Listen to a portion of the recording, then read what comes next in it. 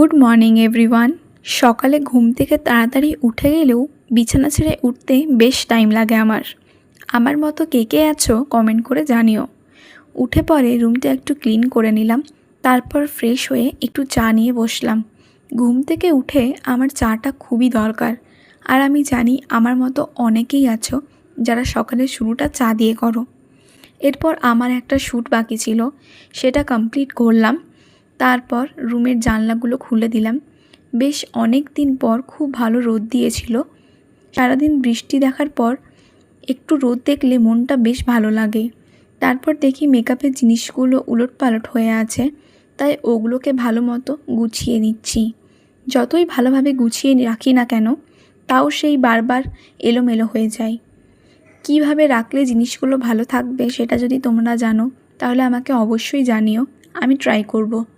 আমার একটা ছোট্ট বিজনেস আছে, শাড়ি, চুড়িদার, গাউন, আরও নানান রকমের মেয়েদের জিনিস। কিছু মাস হয়েছে এটা শুরু করেছি। আমার ফেসবুক আর ইনস্টাগ্রাম পেজের নাম স্কাই ফ্যাশন। আমি আপনাদের সাথে পেজটি শেয়ার করে দিচ্ছি। আপনারা চাইলে আমার কাছ থেকে জিনিসগুলো অর্ডার করতে পারেন। আমি ইন্ডিয়ার যে কোনো জায়গা থেকে অনলাইন ডেলিভারি করি। আমার ফেসবুক, ইনস্টাগ্রামের মধ্যেই আমার কন্ট্যাক্ট নাম্বার দেওয়া আছে। আপনারা চাইলে ওই নাম্বারটিতে কল করতে পারেন বা হোয়াটসঅ্যাপে মেসেজও করতে পারেন। আপনারা যদি চান আমাদের কিছু কালেকশন দেখতে তাহলে অবশ্যই কমেন্ট করে জানাবেন, আমি পরের ভিডিওতে দেখিয়ে দেওয়ার চেষ্টা করব। তারপর স্নান করে এসে স্কিন কেয়ার করে লাঞ্চ করতে চলে যাই। আর লাঞ্চে আজকে একদম সিম্পল মেনু ছিল। লাঞ্চে ছিল ভাত, ডাল, পোস্ত, একটা সবজি আর ডিম ভাজা।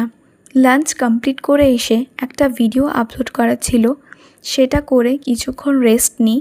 তারপর বিকেলবেলা সবার জন্য চা বানিয়ে দিই। চা খাওয়ার পর আমার দুটো স্টুডেন্ট পড়তে আসে, তাদেরকে ছুটি দেবার পর আমি বাড়িতেই আজ বার্গার বানিয়েছিলাম, সেটা খেয়ে ডিনারটা কমপ্লিট করলাম।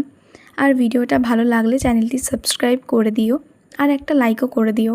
দেখা হচ্ছে একটা নতুন ব্লগে।